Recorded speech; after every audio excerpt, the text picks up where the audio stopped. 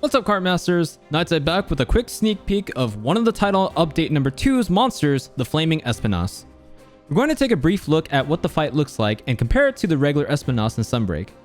Don't forget to like, comment about your thoughts on Flaming Espinas, and smash the subscribe button and bell icon to get more Monster Hunter and variety content from yours truly. With that out of the way, let's get to it.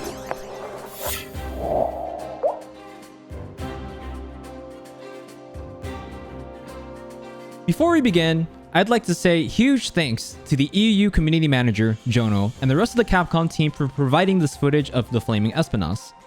Couple of things, please keep in mind that the footage you are watching is taken from the Tokyo Game Show beta build, which gives the players pre-selected sets for each weapon and a 15-minute timer. Rest assured, the timer will be normal come lunchtime. Now, as we saw from the trailer, Flaming Espinas is a subspecies of Espinas, which features a more muted body color compared to the typical bright green. As the regular Espinas is already very aggressive in its attack patterns, expect the Flaming Espinas to be a tad more aggressive and more powerful than its green brethren. Let's start with the similarities. Espinas and its flaming subspecies sibling share a certain amount of attacks and traits.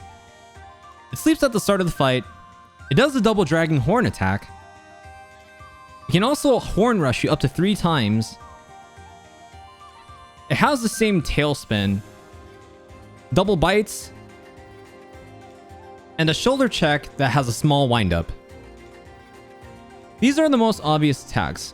However, some similar moves have different properties that you should totally be aware of. For starters, both Espinas has the ability to do a jumping stomp, but the double stomp seems exclusive to the Flaming Espinas whenever it's enraged. It also has some pretty insane tracking, as it can do a complete 180 to try and stomp on you. Hunters will have to be very mindful of their movements, timing, and positioning during this attack, as you can easily get baited by the first stomp only to end up eating the second one. Next up, we've got the fireballs, which have a couple of different properties. The regular Espinas inflict fire blight, poison, and paralysis, which can make it pretty fatal should you eat one face first. Flaming Espinas, on the other hand, has fireballs that causes defense down in place of paralysis, which means you'll take more damage. In addition to being able to shoot 1 fireball or 3 fireballs, fireballs will explode up to 2 more times in a line should it touch the ground. This means you'll have to exercise extra caution when dodging or wire falling, especially given how aggressive Espinas is if you ever eat any attacks with the defense down. Another thing to note is that the flames from its bite attacks can actually inflict fire and armor blight in addition to poison when it's enraged.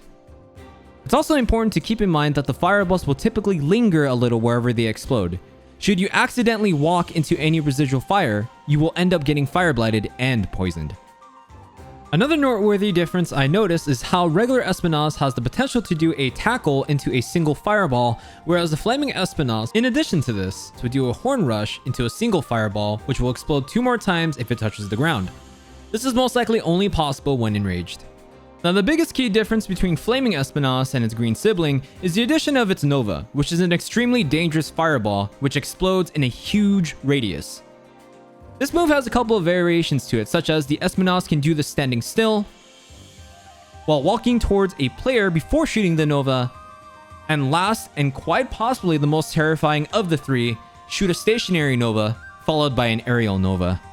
Although the footage features preset gear and might not necessarily sport the highest in defense, it probably goes without saying that the one-shot potential from this particular attack is very high and that players shouldn't challenge it lightly. I'm assuming if the blast doesn't kill you because of the ore turtles or Moxie kicking in, there's a high chance that the poison will kill you, depending on your residual health. Now, there is about a 4 to 5 second wind up on the Nova, which should give players more than enough time to sheath to run or Superman dive out of the way, or potentially prep counter options. As the blast properties seem pretty similar to something like Teostra's Nova, I'm pretty certain you should be able to use iframes of a counter to dodge it completely, as it most likely will not linger. Whether or not you can straight up guard the Nova, we'll find out once it gets released to the public. In regards to hit zones, there are a couple of changes between the two. The regular Espinas, I believe, is largely consistent for the body and legs, while the head softens when it becomes enraged. Flaming Espinas, on the other hand, changes entirely based on if it's enraged or not.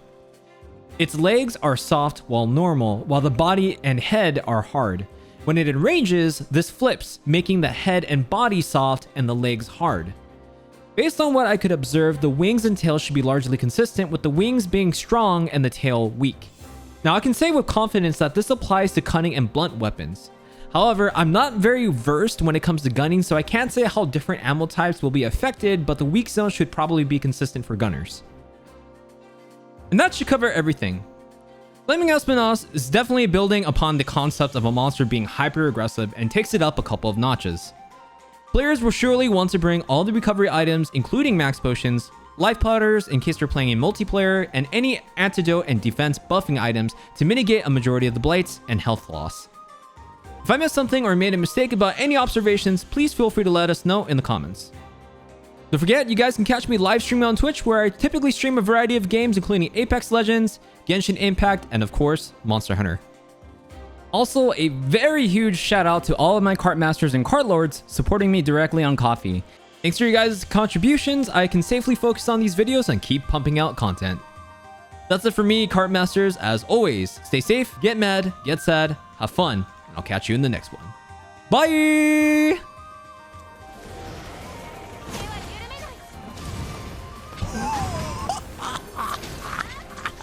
Oh my god, can someone please clip that? That was so cool! I'm actually so cracked! Yo, let's fucking go! Esports all day, dude!